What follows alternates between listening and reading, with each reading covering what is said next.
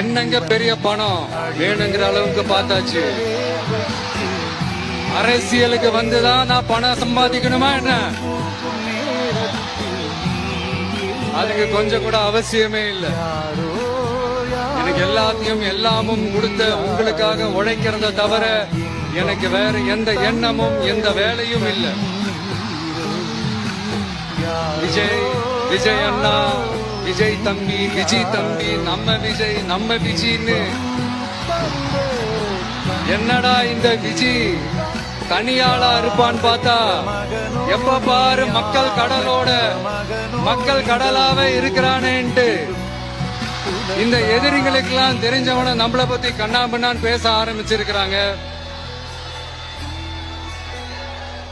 அதாவது நான் மரியாதையா பேசினா கூட அதை தவறா எடுத்துக்கிறாங்கன்னா பாத்துக்கங்களேன்.